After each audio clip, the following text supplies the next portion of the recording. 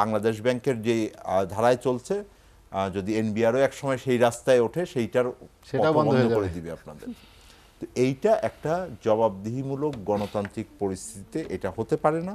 এবং যেটা আমি শেষ, হেলাল ভাইয়ের যে কথাটা আমার মন খারাপ হয়েছে যে বাজেট শুধু সরকারি লোকের বেতন, না রে ভাই, বাজেট খুব গুরুত্বপূর্ণ একটা অর্থনৈতিক, ওনার একটা সিদ্ধান্তের কারণে কোটি কোটি মানুষের জীবন যাপনের উপরে প্রভাব ফেলে। তৌহিদুল হাসান খান, দুটি বিষয় আপনার কাছে একটু। হেলাল ভাই যেটি শুরুতেই বললেন যে সিপিডি কখনো ভালো বলে না বাজেটকে, সেটি একটু কেন ভালো বলে না সেটি জানতে চাই। আর কোনো সরকারের সময় টাকা নাই তাই কালো টাকা খোঁজা হয়, কারণ যারা ক্ষমতা থাকে সবাই কিন্তু এই সিপিডি কিভাবে বলে।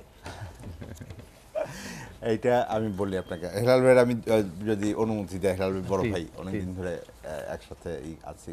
এখন একটা একটা করে বলি। একটা হলো যে ধরেন আপনি বলেছেন যে পৃথিবীর কোথাও এরকম আলোচনা হয় না। আমি আপনাকে বাজেট আসলে এইভাবে হওয়ার কথা না, মানে যেটা আনোয়ার ভাই কিছু বলছেন সভ্য দেশে হয় কি হয় না, বাজেটের আলোচনা অনেক বিস্তারিতভাবে হওয়ার কথা এবং সেটা হয়।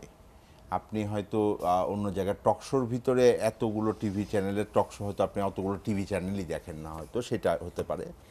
কিন্তু বাজেটের আলোচনার ক্ষেত্রে আপনি যদি ধরেন, বা পৃথিবীতে একটা সার্ভে হয় ওপেন বাজেট ইন্ডেক্স বলে, সেখানে বাংলাদেশের অবস্থান অনেক নিচে এবং দিন দিন নিচে নামছে। তার মধ্যে একটা বড় জায়গা হলো যে বাজেটের আগে পরে আলোচনা এবং এটার যে স্ক্রুটিনি হয় সেটা।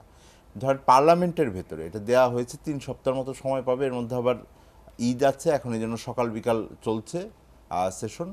কিন্তু কোনো পার্লামেন্টের স্ট্যান্ডিং কমিটির কাছে এই বাজেট আগে থেকে দেওয়া হয়নি যে তারা এটাকে স্ক্রুটিনি করবে। আমি শুধু একটা উদাহরণ দিয়ে বলি যে মানে বাজেট নিয়ে কি পরিমাণ আলোচনা এবং পর্যালোচনা হয় কোনো দেশে। যুক্তরাষ্ট্রে আপনার মনে আছে কিনা, 1-2 বছর আগে কংগ্রেসে বাজেট আটকেই গিয়েছিল, কারণ আপনার যেই ওনারা যে ঋণের সীমা এটা নিয়ে বিরাট দ্বন্দ্ব হয়েছিল। ওদের জাতীয় সংসদে, তা আমারও তো জাতীয় সংসদ, না আমি সেটাই আমারও জাতীয় সংসদ, আমার জাতীয় সংসদে এখন সেইটা করার স্ক্রুটিনি করার তো ব্যবস্থা নাই। বাজেটকে পাস করবে না বলার উপায় নাই। দেখেন, আমি আপনাকে বলি কেন পারবে না, এটা আমাদের ব্যবস্থার সমস্যা, এটা কোনো সরকারের সমস্যা না। সেটা হলো বাজেটটা দিচ্ছেন কে, অর্থমন্ত্রী পেশ করছেন, তার আগে উনি এটাকে ক্যাবিনেটে সাইন করায় নিয়ে আসছেন, ক্যাবিনেট হেড করছে সরকারি দল। তো সরকারি দলের এগেইনস্টে তো ভোট দিতে দেওয়ার মতো আছে কি নাই, এই বিরাট ডিবেট আছে যে ওটা কখনো নাই নাকি আসলে সরকার পতনের জন্য নাই। 70 অনুচ্ছেদ নামে তো একটা অদ্ভুত জিনিস তো আমাদের আছে, এটা আবার আমরা ইনহেরিট করেছি পাকিস্তান থেকে, পাকিস্তানের এত কিছু ফেলে দিয়েছি, এটা দেই নাই। তো এখন সেই আলোচনার ভিতরে তো কেউ একটা বলতে পারবে না যে আচ্ছা বাজেট আবার পাস হয় কি, হয় আপনাকে সব ফেলে দিতে হবে, না হলে আপনাকে পুরাটা পাস করতে হবে। আপনি যদি কোনো এমপিকে বলেনও যে না আচ্ছা আমি অন্য বাজেটে সব মেনেছি কিন্তু এই জায়গাটা মানি না, ধরে নিলাম যে কালো টাকা সাজা করাটা মানলাম না, এটার কি কোনো সুযোগ আছে? আপনি দেখেছেন কখনো? গত 30 বছরের, আমি অন্তত গত 20 বছরের বাজেট নিয়ে কাজ করছি, 20 বছরের বাজেটে আপনি আমাকে দেখাতে পারবেন না যে বাজেট, এবং এটা বিভিন্ন সরকার পেশ করেছে, বাজেটের যেই টাকা বরাদ্দ দেওয়া হয়েছে বা যেই আয়ের লক্ষ্যমাত্রা নেওয়া হয়েছে সেইটা ছাড়া 1 টাকা কমে বা 1 টাকা বেশিতে এই বাজেট পাস হয়েছে। সুতরাং আমাদের একমাত্র এই বাইরে যারা আছি এই আলোচনার ভিতরে আমরা জবাবদিহিতা রাখতে চাই। দ্বিতীয় যেটা হলো যে আমাদের সমালোচনা তো আছে, দেখেন 4-5 বছর আগে যতগুলো বিষয় বলেছি সবগুলোই তো এখন সত্যি হয়ে যাচ্ছে, সরকারের টাকা থাকবে না। আমি মনে আছে যে কোন একজন গত মানে সরকারের আমলে কোন একজন মনে টাকা কোনো সমস্যা না, আমরা এটাকে করে, টাকা সমস্যা হয়েছে তো, এটা তো পরিষ্কার। আমি আপনাকে একটা তথ্য দিই, সিপিডির আলোচনার ভিতরে আপনি যদি দেখেন তাহলে আপনারা দেখবেন যে কোনোটা আমরা সাধারণত এই কোনো সবগুলো কিন্তু সরকারি তথ্যপত্রের ভিত্তিতেই আমরা কথা বলি, আমরা আলাদা করে বাইরে থেকে তথ্যপত্র কিন্তু আমদানি করে নিয়ে আসছি না। আপনি জেনে অবাক হবেন কি জানেন, অস্বস্তিতে ফেলছি হেলাল ভাই। না না প্লিজ, আচ্ছা আমি যেটা বলতে 2022-23 আমরা অর্থবছরে কখনোই দেখিনি সিপিডি কোন বাজেটকে ভালো বলছে, আমরা এইটা ভালো ছিল বলেছি। বিষয়টা। আমাদের যে বাজেটের প্রেজেন্টেশন আপনি দেখেন, আপনি এক সময় আমাদের আলোচনার ভিতরে নিয়মিত থাকতেন, দেখতেন এটার মধ্যে আমরা সবুজ রং লাল রং করে আলাদা আলাদা করে দিতাম কোনগুলো আমরা সমর্থন করছি কোনগুলো করছি না। সেটা বিষয় না, এটা হলো যে আমরা তো আপনারা আমরা সংসদ সদস্য না, তো আমরা তো বলতে পারবো না যে এটা ভালো আর খারাপ এর মাঝখানে কিছু বলার নাই, তা তো পারবো না আমরা। তো ওই জায়গাটা আপনি যদি দেখেন যে আপনি গত অর্থ বছরের কথা বলছি 2022-23, যেটা গত জুনে শেষ হয়েছে, এই অর্থ বছর তো শেষ হয়নি এখনো। সেই অর্থ বছরে আমরা হিসাব করে দেখেছি সরকারি তথ্যের ভিত্তিতে, যেটা পেশ করেছেন অর্থমন্ত্রী পার্লামেন্টে, সেটা হলো যে 25,500 কোটি টাকার মতো, 25,500 টাকার মতো সরকার গত অর্থ বছরে ঋণ করেছে বৈদেশিক ঋণ ফেরত দেওয়ার জন্য। এইটা তার আগের বছর ছিল 5,500 কোটি টাকা। তার আগে এটা কিছুটা বেশি থাকতো। আমাদের কাছে সব ঋণ টিন শোধ করেও আমার কিছু টাকা থাকতো, যেটা আমি এডিপিতে আমার যে বার্ষিক উন্নয়ন আছে সেটার ভিতরে দিতাম। পরিস্থিতি খুব ভালো না। পরিস্থিতি যদি ভালো না হতো, আপনি যদি খুব আমার মতো ধরেন অনেক তত নাম্বার দেখি নাই বলে তো আপনি নিয়ে নেন, তো ওইটা যদি আপনি দেখেন তাহলে তো আমরা IMF এর ঋণের ভিতরে যাইতাম না। পৃথিবীতে তো কোথাও একটা দেখাইতে পারবে না যে পরিস্থিতি ভালো আছে, IMF এর ঋণের ভিতরে গিয়েছে এবং IMF যে প্রেসক্রিপশন দিচ্ছে সেইটা অনুযায়ী পদক্ষেপ নিচ্ছে। তো এই জায়গাটা এইটা হলো যে কোনো সমস্যার সমাধানে আমাদের মানতে হবে যে সমস্যা আছে। এটাই আমি বলছিলাম যে আপনি যদি সমস্যা মানেন যে আমি কেন সমস্যা হয়েছে, ওইটা না মানা পর্যন্ত তো আপনি সমাধান করতে পারবেন না। সো একটা হলো যে আমি এখন একটা ফায়ার ফাইটিং করছি বলি আমরা, না যে এখন যে পরিস্থিতি আছে এটা সামাল দিচ্ছি। আর একটা হলো যে ভুলটা করেছি, ওই ভুল তো রিপিট করা যাবে না। তো সেই জায়গাগুলোতে আমরা জোর দিতে বলছি। দ্বিতীয় প্রশ্নটা ছিল বোধহয় যে আমরা টাকা নাই, টাকা নাই, কালো এটা টাকা সত্যি কথা। খুঁজছি। আমি তো বললাম কালো টাকা খুঁজছি। দেখেন, কালো টাকা খুঁজছি এইটা মোটামুটি এখন গত 10-15 বছর কালো টাকার কোনো মানে সুযোগ দেওয়া হয়নি কোনো ধরনের, এটা নাই। প্রতি বছর এখন কাজ হয় না, ইনোভেটিভভাবে একটা করে উদ্ভাবনী এইটা বাংলাদেশের একটা করে তৈরি হয়। আমি একটু 2-1টা পয়েন্ট যেমন বলি, ধরেন আমি এক বছর আমি আয় করলাম, আমি আয় দেখাইলাম না, হ্যাঁ, আর আপনি আয় দেখালেন, আপনি 30% হয়তো আপনার হয় না আয়, 20% আপনি ঋণ কর দিয়ে এটা নিয়ে আসছেন, আমি না দিয়ে চুপ করে বসে থাকলাম, আমি 15% দিব আর আপনি 30% দিবেন। আর ওইটার তো অর্থনীতি ভাষায় আরেকটু বলতে হয় যে ওটা রিয়েল ভ্যালিও তো আমি বেনিফিটটা নিয়েছি। হ্যাঁ, প্রফেসর পারভেজ তো বুঝতে পারছি রিয়েল ভ্যালিও তো আমি যে 1 বছর টাকা আমার কাছে রেখেছি ওইটারও তো আমি বেনিফিট পেয়েছি। আমি জাস্ট করে বলি এই যেই মানে আইনের যেই ধারাটা এবার দেয়া হয়েছে, প্রস্তাব করা হয়েছে, এখন তো পাস হয় না। এখানে বলা হয়েছে ইনডেমনিটি। ইনডেমনিটি মানে হলো কেউ কোনো প্রশ্ন করতে পারবে না, দায় মুক্তি দিবে। দায় মুক্তি। দায় মুক্তি দেখেন বাংলাদেশে 2-3টা দায় মুক্তির কথা বলি, শুনতে খারাপ লাগবে আর কি। বাংলাদেশের দায় মুক্তির ইতিহাসে শুরু হয়েছিল যখন বঙ্গবন্ধুকে হত্যা করা হয়। এর থেকে খারাপ কোনো আর মানে উদাহরণ হয় না, দায় মুক্তি হয় না। এই দল যে এখন ক্ষমতায় আছে, আমরা যারা জনগণ আছি, এইটার ভুক্তভোগী তো আমরাই। আমরা এটা শিখেছি, ওইটার থেকে আমরা বের হয়ে আসছি দায় মুক্তি থেকে। আচ্ছা, আর একটা দায় মুক্তির আমি উদাহরণ দিই, তাহলে আমি বলবো যে এই পরিস্থিতি তৈরি হওয়ার পিছনে অন্যতম কারণ বিদ্যুৎ খাতে একটা দায় মুক্তি দেওয়া হয়েছে। দায় মুক্তি দেওয়া হয়েছে, হ্যাঁ। কেউ কোনো প্রশ্ন করতে পারবে না, কেউ এটার চুক্তি দেখতে পারবে না। আরে যেটা আমি সবসময় বলি, একটা সরকার কিন্তু আসলে একটা টাকাও তার নাই, এটা উনি কোনো টাকা নেওয়ার মতো ক্ষমতা, উনি হলেন ঋণ নেওয়ারও ক্ষমতা নেই। চুক্তি তো আসলে উনি জনগণের পক্ষ থেকে করছেন, কিন্তু জনগণের ওই চুক্তি দেখার অধিকার নাই। আপনি মানবেন যে আপনার আইনজীবী আপনার জন্য চুক্তি করবে, কিন্তু আপনি চুক্তি দেখতে পারবেন না? এটা হয়? তুকলুকিতে হয়।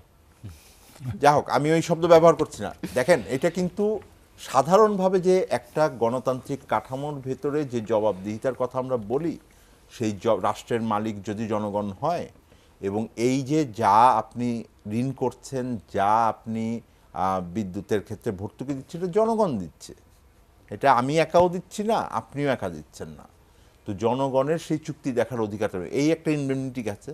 আর তৃতীয় আর একটা ইনডেমনিটি হলো এটা যে কে কিভাবে টাকা আয় করলো, এটা ব্যাপার না। যে কারণে প্রশ্নটা এসছে যে কেউ যদি দুর্নীতি করে, চুরি করে, স্মাগলিং করে, মানে ডাকাতি করে নিয়ে এসে তারপর বলে যে আমার ব্যাংক ডাকাতি করে ফেললো কেউ একজন, তারপরে সে বললো যে এটা যে কোনো এই ধরনের অপরাধে তো কোশ্চেন করাই হলো যে আপনি এই অর্থ কই পাইলেন, আপনার এখানে যে ব্যাংকের এই টাকা আছে 1 কোটি টাকা, এই টাকা আপনি কই পাইছেন।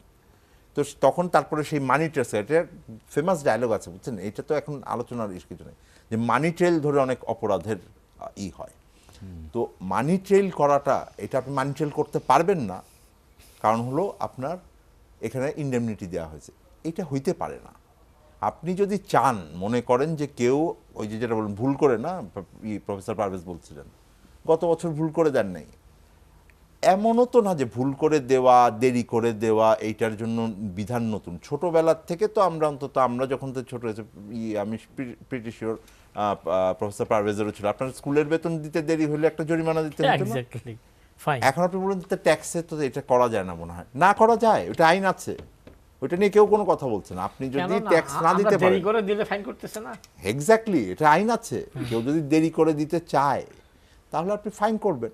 আচ্ছা, আর যদি আপনি মনে করেন যে বিশেষ পরিস্থিতি, যেমন আমার মনে আছে 88-র বন্যার সময় বোধহয় সম্ভবত আমরা স্কুলের যেহেতু দীর্ঘদিন বন্ধ টন্ধ ছিল, ওই বেতন দিতে অনেকে পারেনি, তখন ফাইন মকুফ করে দেওয়া হয়েছিল বোধহয়, ইফ আই রিমেম্বার কারেক্টলি। তো ওই এটা করা যায় যে আচ্ছা ঠিক আছে, 1 বছর আপনি ফাইন দিলেন না, হ্যাঁ, ফাইন না দিয়ে আপনি এটা জমা দিয়ে দিলেন। পরিস্থিতি তো সেটা না, আপনি রিডিউস রেটে দিচ্ছেন, এবং তারপরে আপনি কোথাও সাথে যদি না বলেন যে আমার এইটার যারা দেয় নাই তাদেরকে আমি ধরা শুরু করব, এবং প্রফেসর কেউ এটা খান- বিশ্বাস করে না। কেন বিশ্বাস করে না আমি বলি আপনাকে, গত 10 বছর, গতবার কি জানি ছিল, বিদেশ থেকে টাকা এনে 7%, 7% জি। তো বলেন সেটা কি হচ্ছে, এবং এইটার কোনো তথ্যও পাত্ত, এই যে দেখেন এইবার যে উনি এটা পেশ করলেন, হতে পারে উনি নতুন অর্থমন্ত্রী হয়েছেন, কিন্তু সরকার তো চলমান, যে কোনো সরকারই চলমান। এটা যদি আগের কোনো দলের সরকার থাকতো তাও সরকার কিন্তু চলমান, সরকার একটি চলমান জিনিস। তো সেখানে তো তথ্যপত্র দেওয়া উচিত ছিল যে এতদিন আমরা বিভিন্ন সুবিধা দিয়েছি, এত টাকা। আপনি কোথাও দেখাতে পারবেন যেটা প্রকাশ হয়? মাঝে মাঝে সংবাদকর্মীরা এনবিআর এর ভিতর থেকে গিয়ে তথ্যপত্র নিয়ে আসে, বাংলাদেশ ব্যাংকের যে ধারায় চলছে, যদি এনবিআরও এক সময় সেই রাস্তায় ওঠে, সেইটার সেটাও পথ বন্ধ হয়ে করে যাবে। দিবে আপনাদের। তো এইটা একটা জবাবদিহিমূলক গণতান্ত্রিক পরিস্থিতিতে এটা হতে পারে না। এবং যেটা আমি শেষ, হেলাল ভাইয়ের যে কথাটা আমার মন খারাপ হয়েছে যে বাজেট শুধু সরকারি লোকের বেতন, না রে ভাই, বাজেট খুব গুরুত্বপূর্ণ একটা অর্থনৈতিক, ওনার একটা সিদ্ধান্তের কারণে কোটি কোটি মানুষের জীবন যাপনের উপরে প্রভাব ফেলে। উনি যদি একটা সিদ্ধান্ত নেন যে আমার এইটার উপরে ট্যাক্স বাড়বে, এইখানে আমি বরাদ্দ দিব কি দিব না, তার সাথে আমার খাদ্য, শিক্ষা, স্বাস্থ্য, ট্যাক্স, বিদ্যুৎ সব কিছুর উপর নির্ভর করে। এটা এত সহজভাবে আমি মনে করি না যে এটা করা। তৌফিক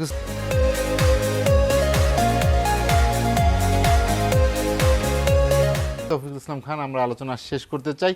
বেসরকারি খাতে বিনিয়োগের যে বিষয়টি বললেন, যে সরকার যদি ব্যাংক থেকে লোন নেয় ঘাটতি মেটানোর ক্ষেত্রে, বাইরে থেকেও যে টার্গেট করা হয়েছে সেটিও পূরণ হবে না। আলটিমেট যদি করের বোঝা চাপে সাধারণ মানুষের, এমনি তো জীবন দুর্বিষহ, তাদের ভবিষ্যৎ কি? ভবিষ্যৎ আমি বলি দুটো খুবই অবভিয়াস ভবিষ্যৎ আছে, যেটা হবেই। একটা হলো যে এই যে বাজেট দেওয়া হয়েছে এটা বাস্তবায়ন হবে না। এটা গত আপনি 7-8 বছরের যে আপনি যদি হিসাব দেখেন, এটা 80 থেকে 85 ভাগের মতো এখন বাস্তবায়ন হয়। আগে আরও ভালো হতো, এটা হবে না। এবং আপনি গত মানে এই অর্থ বছর, চলমান অর্থ বছরের জুলাই মাসে, অর্থাৎ প্রথমেই আপনি মনে থাকে যে জুনের বোধহয়, আমি যদি ভুল না করি, 27 থেকে 29 তারিখের মধ্যে কিন্তু পাশ হলো বাজেট। জুলাইয়ের প্রথম সপ্তাহেই সার্কুলার দেওয়া হলো এই খরচ করা যাবে না। তো এইটা সরকারের যারা এটা বাজেট বানিয়েছেন, যারা এটাকে বাস্তবায়ন করেন, সবাই জানে যে এই বাজেট পুরোপুরি পাস হবে না। এখানে এমন সব খরচ রাখা আছে, এটা বলতে সময় লাগবে, এগুলোর 1 টাকাও হবে না। মানে সরকার ইকুইটিতে ইনভেস্ট করার জন্য হাজার হাজার কোটি টাকা রেখেছে। সো আমি ওইটায় যাচ্ছি না। দ্বিতীয় যেটা আছে সেটা হলো যে এটা উনি অর্থমন্ত্রী ওনার বাজেট বক্তৃতাতেও বলেছেন যে উনি প্রথম 6 মাস দেখবেন অর্থ আদায় কেমন হলো, এবং সেই অনুযায়ী উনি বাজেট বাস্তবায়ন করবেন। সো ওইটা আছে ওনার ভিতরে একটা স্বীকার করার বিষয়তে। সুতরাং সেইটা একটা আছে। আর যেটা হয়েছে এই বছরে, সেটা হলো যে একটা বড় চিন্তা, যেহেতু ট্যাক্স আদায় বাড়ানোর ক্ষেত্রে বা আর্থিক সক্ষমতা বাড়ানোর ক্ষেত্রে সরকারের এটা একটা বড় চিন্তা ছিল। মুশকিলটা হলো যেখানে আমাদের অস্বস্তিটা, সেটার অনেকগুলো হিসাব দেওয়া হয়েছে যে কত জায়গায় কর ছাড় দেওয়া হয় বলে একটা বড় হিসাব দেওয়া হয়েছে যে প্রত্যক্ষ করে এই জায়গায় আমরা ছাড় দিই। কিন্তু ট্যাক্স যখন বাড়ানোর কথা হয়েছে তখন অধিকাংশই বেড়েছে হলো আর পরোক্ষ করে, অলমোস্ট এভরিওয়্যার। মানে আপনি সবগুলো মেজারের মধ্যে আপনি দেখবেন যে পরোক্ষ করে সব জায়গায় বাড়ানো হয়েছে, প্রত্যক্ষ করে সেই অর্থে বাড়ানো হয় নাই। যেটা ফাইনাল আমি বলবো সেটা হলো যে একসাথে যেতে চিন্তা করার ব্যাপার আছে, সেটা হলো যে কর যারা দিচ্ছেন না, ফাঁকি দিচ্ছেন, সেইটাকে ধরার জন্য ওনার যে গদবাঁধা অনেক দিন ধরে ওই 2009 সাল থেকে যেসব সংস্কার চলছে ওইটার লিস্টই ছাড়া এই বছর উনি আর কি বিশেষ উদ্যোগ নেবেন বা অন্তত আগের উদ্যোগগুলোকে বাস্তবায়ন করার জন্য উনি কি করবেন এই ব্যাপারে তেমন কিছু বলা নেই। আমার মনে হয় যেটা বলা থাকুক না থাকুক ওই জায়গাটাতে মনোযোগ দেওয়াটা দরকার, যে নতুন করে করের হার বাড়ানোর চাইতে যদি অনেক জায়গায় বেড়েছে, যে যারা কর দেন, এমনকি অনেকে তো আছেন, এটা তো হেলাল ভাই রাগ করবে আমার উপরে, কিন্তু অনেকে আমরা যে আমরা কর দেই ক্রেতারা, এইগুলো অনেকে সরকারের কোষাগারে জমা দেন না, এই এভিডেন্সও খুবই স্পষ্টভাবে আছে। তো সেই জায়গাতে আমার মনে হয় যে মনোযোগ দেওয়া উচিত, যে যারা কর ফাঁকি দিচ্ছেন, যারা টাকা পাচার করছেন, টাকা পাচার নিয়ে কোনো কথা নাই, ব্যাংকের যেই নিয়ে তো অনেক কথা হয়ে গেল, এই কথাটা বলতে 3 জন বলেছে, আমি ছাড়া সবাই বলেছে। তো এইটা নিয়ে কোন একটা মানে বাক্য উনি ব্যয় করেন নাই। এই যেই অব্যক্ত যে বিষয়গুলো আছে, আমি ধরে নিতে চাই যে বাজেট বক্তৃতায় যেগুলো অব্যক্ত আছে কিন্তু প্রয়োজনীয়, সেই বিষয়গুলোতে আগামী অর্থ বছরে সরকারের শুধু অর্থমন্ত্রী না, সম্পূর্ণভাবে সরকারের সর্বাংশ এই সব জায়গাগুলোতে মনোযোগী হবেন।